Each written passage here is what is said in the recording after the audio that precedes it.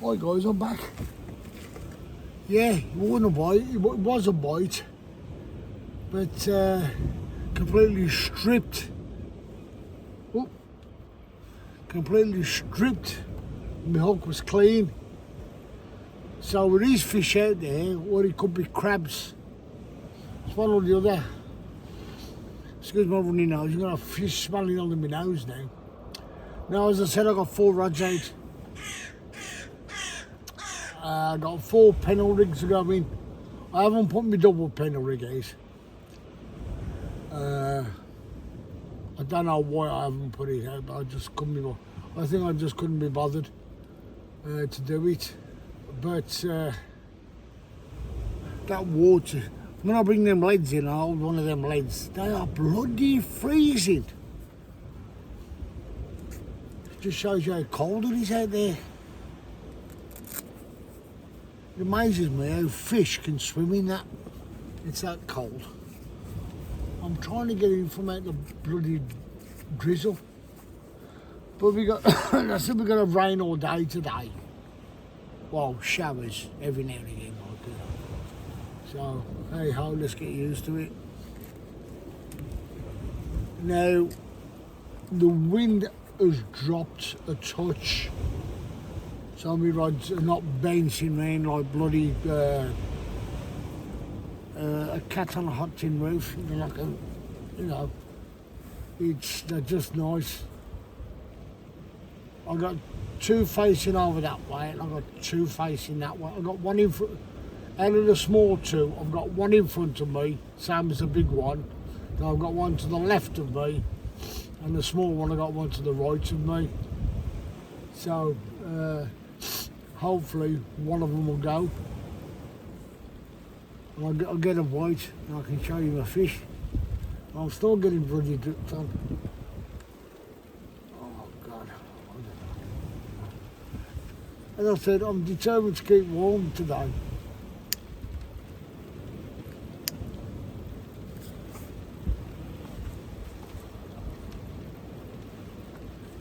Now the rain's getting heavy. Oh, and the wind's picking up again. It's either one or the other down here. One day can be flat. I mean, believe it or not,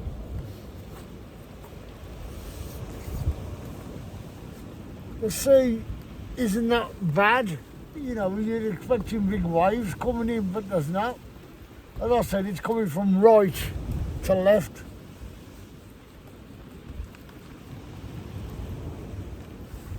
The waves are coming in. It's funny though, think about it, the tide's coming in from that way, from the river mouth, coming up the estuary that way, but the waves are coming that way. And I'm getting bloody wet. Who cares? It's only me. It's only me. Luckily enough, I've got other jackets here with me. But yeah.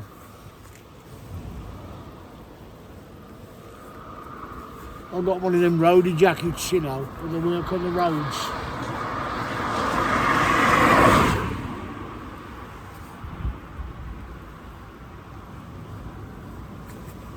Proper waterproof ones.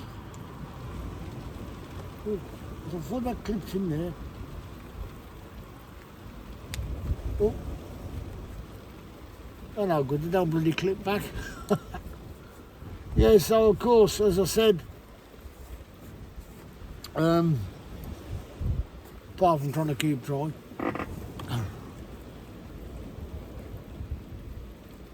can't even smoke with them. That one on. As I said, as you can see, it's brightening up now. Hang on, let's turn this light out. Don't need that anymore, I think. Now, can you see me? Yeah, you can see me now. Boston light, that is.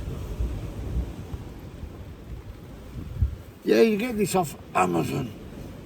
And they're not just a light. You can charge up on them.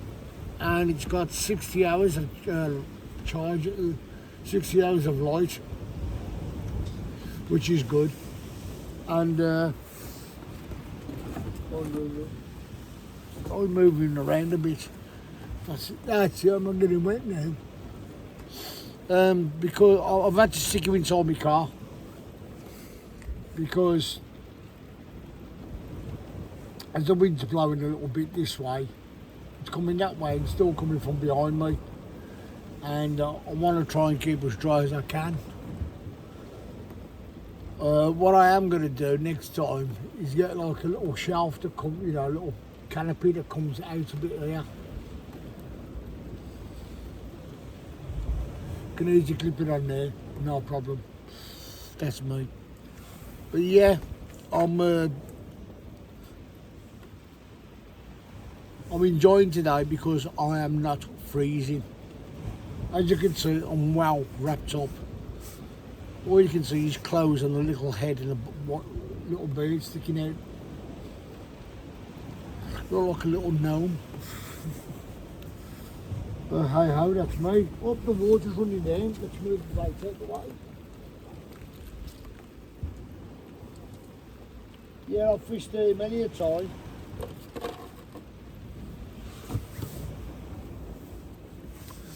I have fished there many a time. I remember once I was down here in the summer. It was a glorious day.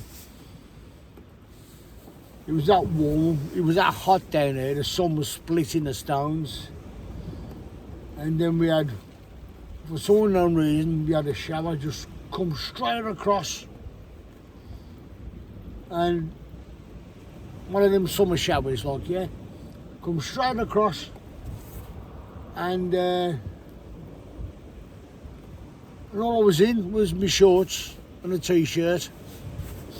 You know, when I seen the shower coming across, I just jumped in the car, in my Freelander.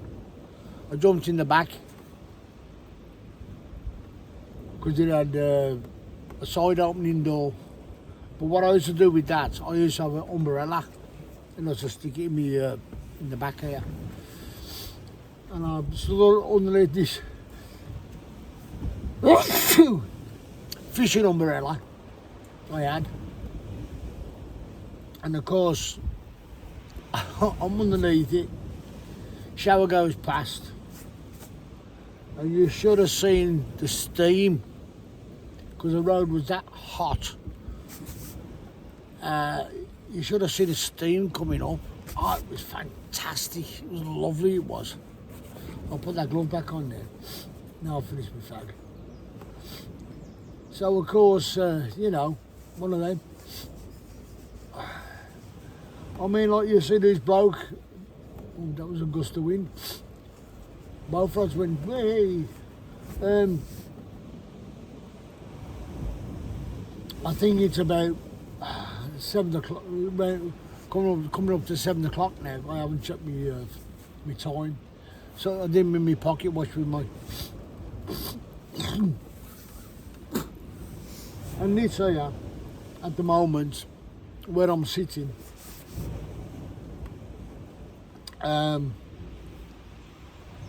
is the water's run down slowly, but once you get a downpour, it's like a bloody river.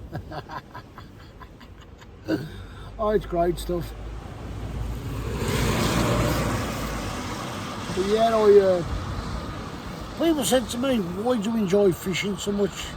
Why do you put yourself, my nose is running some liquid. I said, why do you enjoy fishing so much? It's because it's you against your quarry. I mean, with coarse fishing, you aim for mainly, like most pools now, coarse fishing pools, they've got loads of carp in there. It's all carp really. I mean, you see me down Arbington and I catch a lot of hybrid. You know what a hybrid is, that's the cross between a roach and a bream. And they're good for, I mean, because if you catch a bream, they're like lazy fish. But you catch a nice hybrid, you know you got one on. If you know what I mean. You know you got a decent fish. Anyway, about I mean, the biggest hybrid I've caught is about £2. But when I go fishing down Harvington, there's pictures on the wall. And I said to this bloke, "Oh, that's a nice big bream." He said, "Tim, that's an hybrid." I said, "Sod off." He said, "That is a hybrid." And it was the size of a dinner plate. It was more bream than it was roach, if you know what I mean. But again, species swapping. You know, I mean, it was a thing on. I was watching YouTube. Unusual fish to catch in a lake.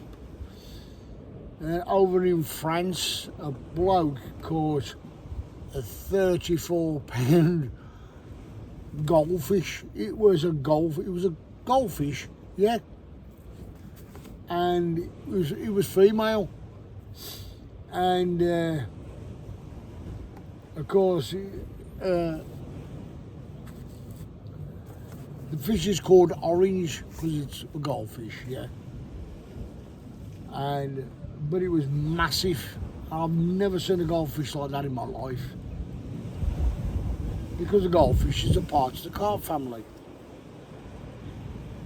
And I'm just amazed that I didn't take it out and put it in like an ornament pond. But now they're letting people catch it, which is yes or no, like, you know what I mean? Me personally, I would have loved to catch it, but you got to be there to do it, ain't you? As I said, I don't travel abroad. I don't, full of foreigners. I don't have to go abroad this day and age. They're all over here.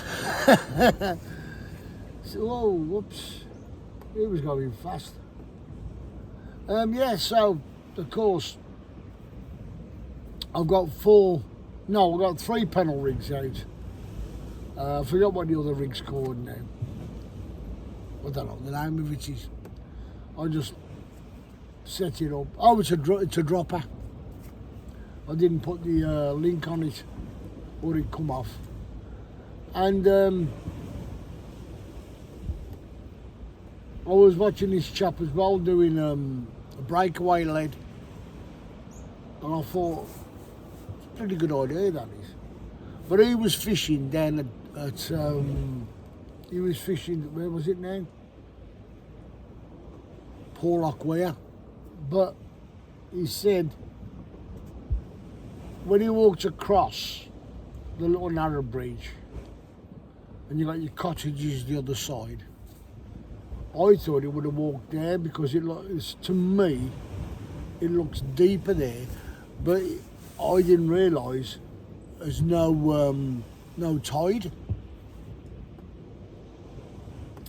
He said, "I'll come down further down the beach this way." Like, say, where I am now, sitting now, is the cottages. He went about like 200 yards, 300 yards that way. He said, because if I fish right behind the cottages, there's no tide in that area. He said, if you go further down that way, he said, there's a tide.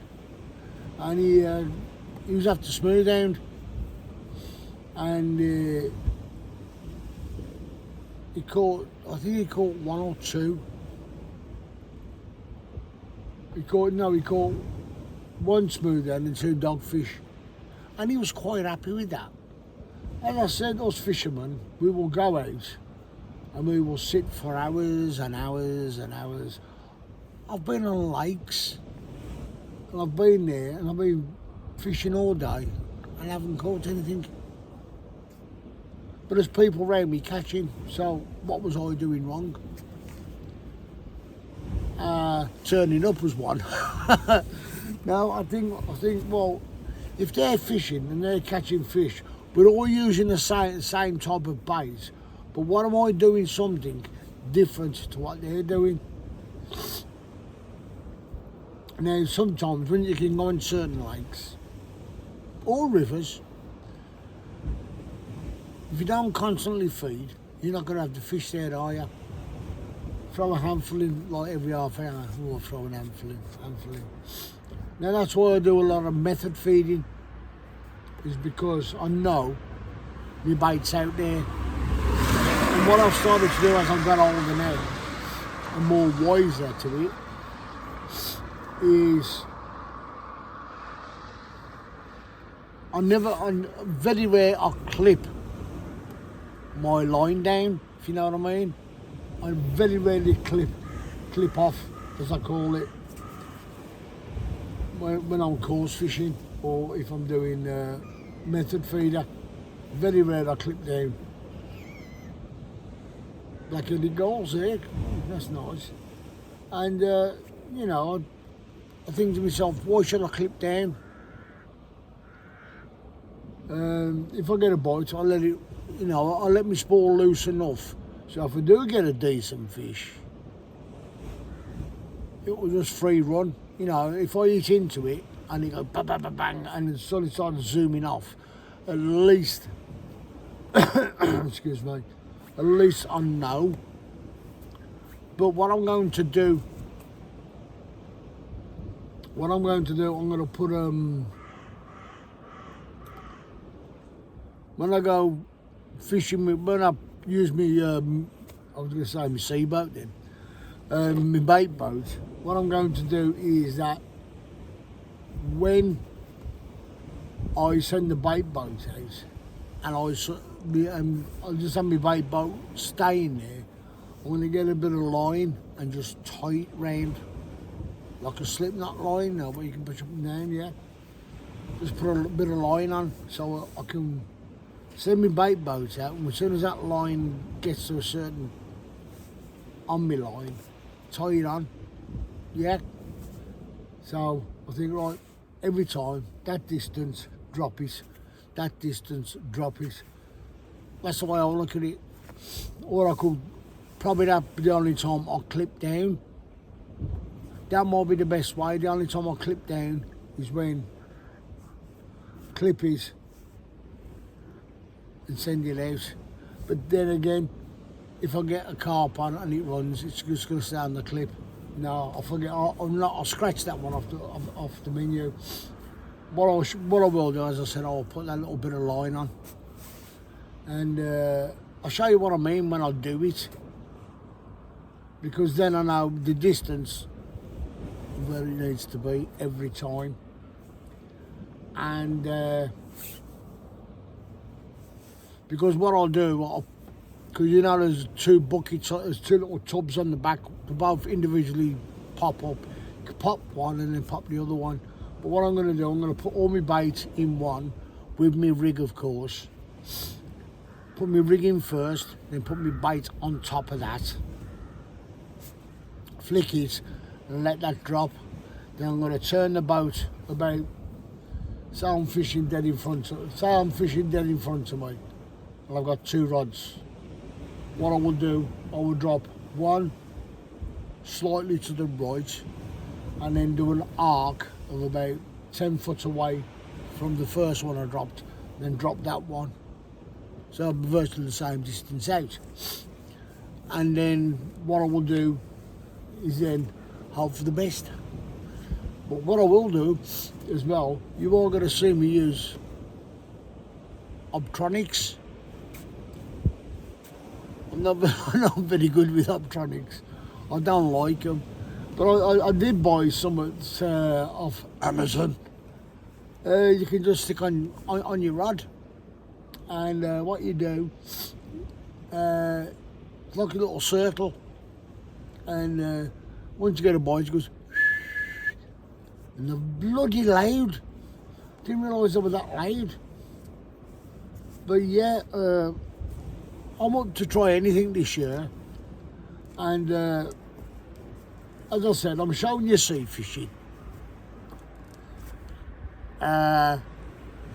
Then when it comes close season on the rivers,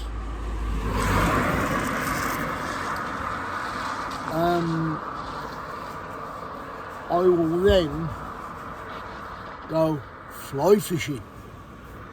There's a place over in Redditch, I know, I just turn up there and ask him if he still does the fly fishing. But you can fly fish all year round, not mind you. But I will show you a bit of fly fishing as well. Don't just pull over. No, it's the wind. Yeah, so of course, I'll be going for all the spectrum to fishing. I mean, you got your normal course fishing, you got your float fishing, you got your method bait fishing, your method feeder. But I will use a method feeder for the carp. So to me, that's carp fishing. Method and carp fishing, same as. That's the way I look at it.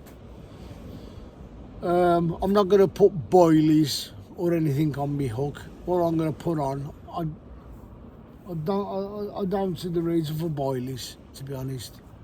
It doesn't matter if you put a big boilie on or a small boilie on. You're still going to catch a big fish or a small fish. Simple. I mean, it's no good putting a big boilie on and all you're going to get pestered by is small little fish. I like to fish. I like just to catch anything, to be honest. Because that's me. I just don't care. If I catch, I catch. If I don't, I don't. And the thing is, you're out there. That's the main thing.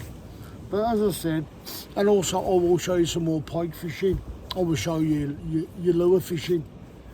And also, now I watched a video of a YouTube thing about presenting your pike bait. I would do that better, because I've always, I said used to, if I caught a little gudgeon about that big, get a treble hook and put the treble hook through its spine, you know, the dorsal fin, and just let it swim around like that. And I used to use just a bit of cork, let it bob around. Because gudgeon only go to a certain size. And that's the way I used to do it. And that was live baiting. And I don't believe in live baiting no more. No. Very rare I wouldn't use a live bait. Not now. So I'll be doing a bit of piking. I'll have to ask my missus to write these people's names down, or remind me. I'll have to ask her what's his channel, because this guy, he's got I don't know his name. I forgot what his title is. He's on YouTube. He's brilliant. And just watching him, what he does, you know, he knows his water skills. He's amazing with his water skills, the way he catches fish. I just said, if you get somebody who's a fisherman and they've got good water skills, they know the water, or they know how to fish different venues, or as soon as they go up to a venue, or I'll even show you pole fishing as well.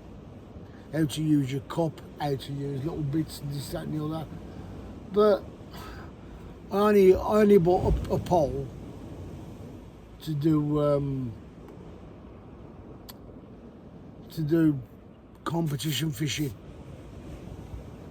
when I was in a club at Land Rover. Yeah, the one in Solihull. In Solihull, they've got a lake on site. And you've got to work there to fish on the lake, because I want to know what parts of the factory you work in, this, that, the clock number and everything. And some carp they had in there, man, I tell you. And some head of bream they had as well, nice head of bream. But it was a lot of, as I said, you got most commercial fisheries now, it's carp.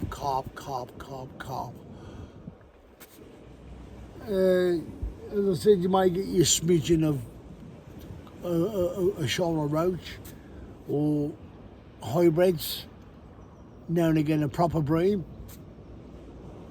And as I said, when I took my son-in-law fishing with me on one